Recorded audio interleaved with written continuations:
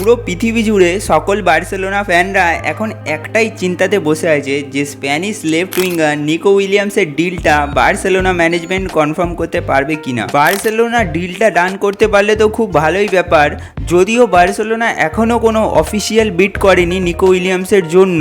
Barcelona যদি নিকো উইলিয়ামসকে না sign করাতে পারে তাহলে তাদের ব্যাকআপ প্ল্যান কি হওয়া উচিত, এই বিষয়টি নিয়ে আজকের ভিডিওতে একটু বিস্তারিত আলোচনা করব।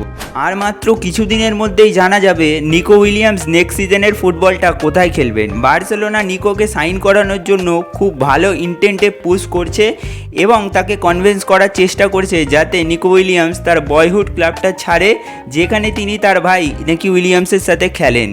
বার্সা প্রেসিডেন্ট জোয়ান লাপোর্তে এবং স্পোর্টিং ডিরেক্টর ডেকো খুব শক্তভাবে এফোর্ট দিচ্ছে নিকো উইলিয়ামসকে এই সিজনে দলে আনার জন্য, কিন্তু এটা সম্পূর্ণরূপে নির্ভর করছে নিকোর ওপর যে তিনি এই সিজনে বার্সাতে আসবেন অথবা তিনি অ্যাথলেটিক বিলবাওয়ের হয়ে আরেকটা সিজন কাটাবেন।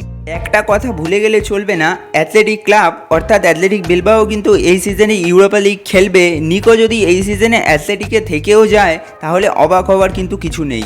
আমরা মোটামুটি সবাই জানি স্পেনের আরেক star Dani Olmo plan B option যদি বার্সেলোনা নিকো উইলিয়ামসকে সাইন করাতে ব্যর্থ হয়। ক্লাব ম্যানেজমেন্ট যে কোনোভাবে 26 বছর বয়সী ড্যানি ওলমোকে সাইন করাতে চাইবে, এটা ভালো অ্যাপ্রোচ, কিন্তু বার্সেলোনাকে এটাও মাথায় রাখতে হবে যে ড্যানি ওলমোর জন্য আরও অনেক বিগ ক্লাব অফার নিয়ে রেডি রয়েছে। ড্যানি ওলমো লেফট উইঙ্গার হিসাবে খেলতে পারে, কিন্তু বার্সেলোনার যে একটা লেফট উইঙ্গার লাগবেই তা কিন্তু পুরোপুরি সত্যি নয়। হান্সি ফ্লিকের কাছে অলরেডি অপশান আছে ওই পজিশনে, যেমন আনসু ফাতি, ফেরান টোরেস, রাফিনাও লেফট উইঙ্গার হিসাবে কখনো কখনো খেলে থাকেন। আমার পার্সোনালি মনে হয় না যে নিকো উইলিয়ামসকে না সাইন করাতে পারলে বার্সেলোনার ড্যানি ওলমোর পিছনে দৌড়ানোর খুব দরকার। ড্যানি ওলমো নাম্বার 10 পজিশনে খেলতে পারলেও সেখানে পেড্রি, ইকেল গুন্ডোগান এবং ফার্মিন লোপেজের মতো ফার্স্ট টিম প্লেয়াররা আছেন। 60 মিলিয়ন ড্যানি ওলমোর পিছনে খরচা করাটা ঠিক হবে না, কারণ এই মুহূর্তে বার্সেলোনার ফিনান্সিয়াল স্টেট আমাদের সবার জানার কথা। তবে হ্যাঁ, বার্সেলোনার একটা ডিফেন্সিভ মিডফিল্ডার খুব দরকার।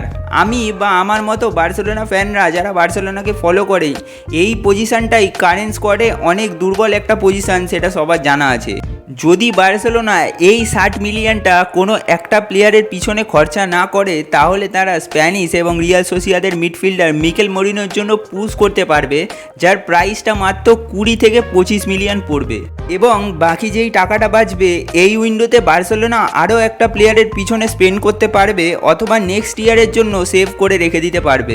আর হ্যাঁ, যাওয়ার আগে একটা কথা, শুধুমাত্র বার্সেলোনা নয়, আমি এবং আমার মতো কোটি কোটি বার্সেলোনা ভক্তদের স্বপ্ন হলো মার্টিন জুবামেন্ডি যদি একটুকুও চান্স থেকে থাকে বার্সা তাকে কনভিন্স করতে পারে রিয়াল সোসিয়াদ ছাড়ার জন্য, তাহলে বার্সার অবশ্যই তার পেছনে দৌড়ানো দরকার।